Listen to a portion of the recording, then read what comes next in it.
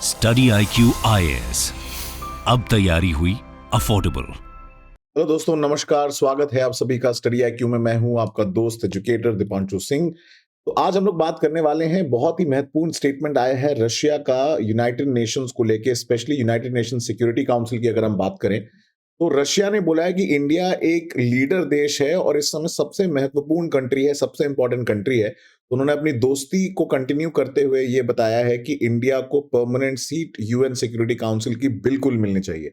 तो अब जब ये रशिया ने बोल दिया है, 4 आउट ऑफ 5 कंट्रीज जो परमानेंट मेंबर्स हैं, सारे कंट्रीज ने सपोर्ट कर दिया एक्सेप्ट चाइना। तो क्या अब ये प्रेशर है चाइना पे, या ऑलमोस्ट इंडिया की परमानेंट मेंबरशिप इस बार कंफर्म है? क्या हो सकता है, क्योंकि यूएन सिक्योरिटी काउंसिल रिफॉर्म्स की बहुत समय से बात चल रही है और जैसा कि आप जानते हैं कि इंडिया ने जो यूएन सिक्योरिटी काउंसिल है उसका नॉन परमानेंट मेंबर है इस समय, और उसकी प्रेसिडेंसी भी अज्यूम करी हुई है। तो क्या होने वाला है उसके बारे में बात करेंगे। ये स्टेटमेंट बहुत ही इंपॉर्टेंट है रशियन प्रेसिडेंट का एट अ टाइम जब आपको पता है कि मोदी जी रशिया ट्रैवल करने वाले थे, लेकिन वो ट्रैवल नहीं कर पा रहे हैं, मॉस्को विजिट कैंसिल हो गई है। So Russia has once again backed India for permanent membership at the UN Security Council. According to the statement, उन्होंने बोला है कि इंडिया सबसे इंपॉर्टेंट कंट्री है, लीडिंग कंट्री है, लीडर देश है और इसको परमानेंट मेंबर डेफिनेटली बनना चाहिए यूएन सिक्योरिटी काउंसिल का। रशियन फॉरेन मिनिस्टर हैं सर्गी लैवरोव, उन्होंने बोला कि इंडिया एक ऐसा देश है, ना ही सिर्फ वो एस्पायर करता है बट वो एसेंस है, एसेंस है of the formation of a multipolar world, as it is one of the most important poles. तो आपने कई बार ये स्टेटमेंट सुना होगा डॉक्टर जयशंकर का कि हम इंडिया अपनी साइड पे है, ना वो किसी लेफ्ट साइड में है, ना वो राइट साइड में है, ना वो रशियन साइड में है, ना अमेरिकन साइड में। We are at our own side and it is not that we are living on the edge. So basically we are on our own side, जहां हमें सही लगेगा हम वहां पे वैसे ही डील करेंगे जो हमारी स्ट्रेटेजिक इकोनॉमी है। और उन्होंने बोला खासकर कि इंडिया का बहुत ज्यादा डिप्लोमेटिक एक्सपीरियंस रहा है बहुत सारे इश्यूज को सॉल्व करने के लिए, और साथ साथ अथॉरिटी भी है और रेपुटेशन बहुत अच्छी है इंडिया की। तो इसीलिए अगर आप देखेंगे इस कॉन्टेक्स्ट में, तो उस पे अगर आप नोटिस करेंगे कि जो रशिया है उसका कहना है कि इंडिया को इसी वजह से आप इग्नोर नहीं कर सकते हैं।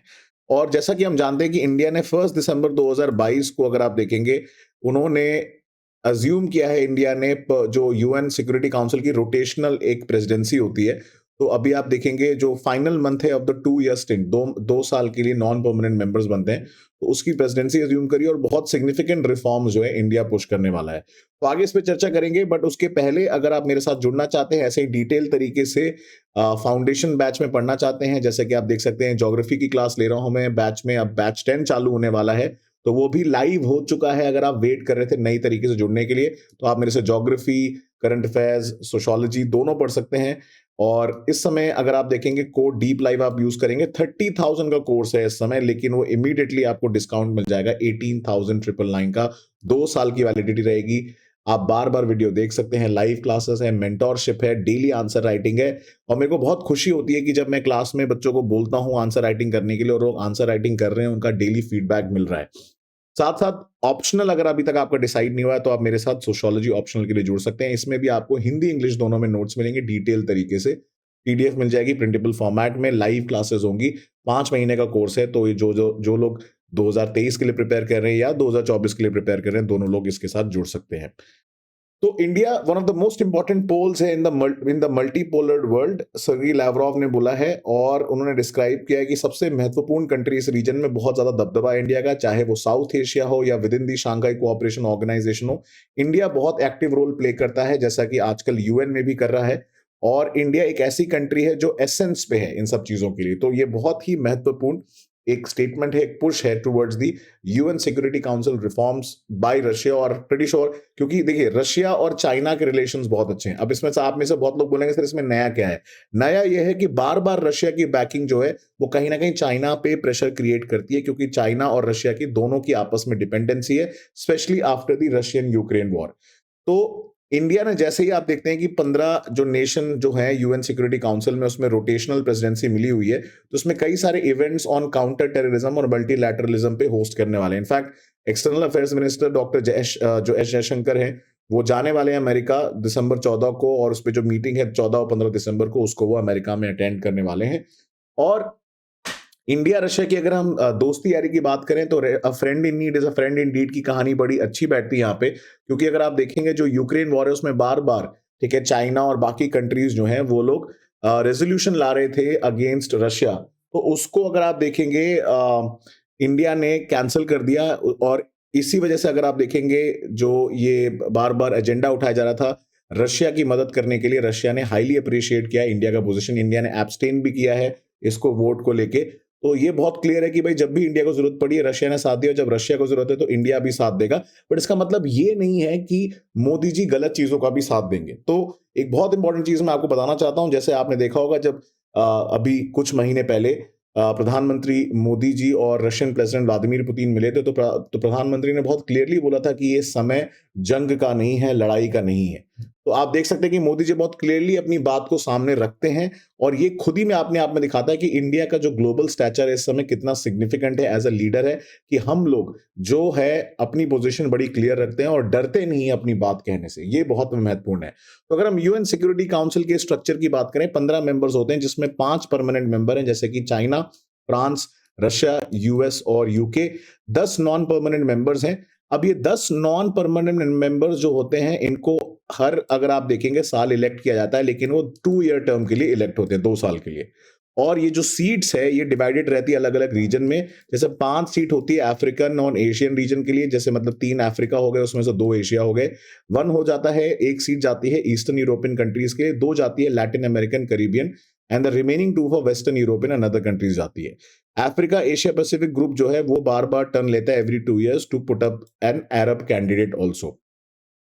तो यूएन सिक्योरिटी काउंसिल में 5 मेंबर इधर बैठते हैं, बाकी 10 मेंबर इधर बैठते हैं। 10 जो हैं वो नॉन परमानेंट मेंबर्स हैं जो 2 ईयर टर्म के लिए होते हैं। तो जैसा आप जानते हैं इस समय इंडिया नॉन परमानेंट मेंबर है 2 साल के लिए और इस मंथ की प्रेसिडेंसी रोटेशनल बेसिस पे होती है, वो इंडिया के पास आ रखी है। तो इंडिया बहुत इंपॉर्टेंट रिफॉर्म्स, बहुत इंपॉर्टेंट रेज़ोल्यूशंस इस समय में पास करेगा जिसकी वजह से पूरी दुनिया जो है इस पे नज़रें टिकाई हुई हैं।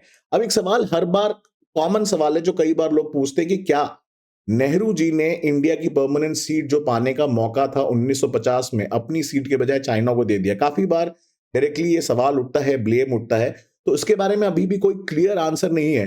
बट अगर हम एक 2002 का फ्रंट लाइन आर्टिकल देखें by a very famous historian A G Noorani, तो उन्होंने बताया on the Nehruvian approach and he mentioned about the जो नोट रिटन था by Nehru on the US and Russian offer. Actually Russia ने पहले उस समय यूएसएसआर था, उसने ऑफर दिया था इंडिया को एज अ परमानेंट मेंबर के लिए और नेहरू जी ने एक्नॉलेज भी किया था कि यूएस ने भी ये बात उनसे बोली है।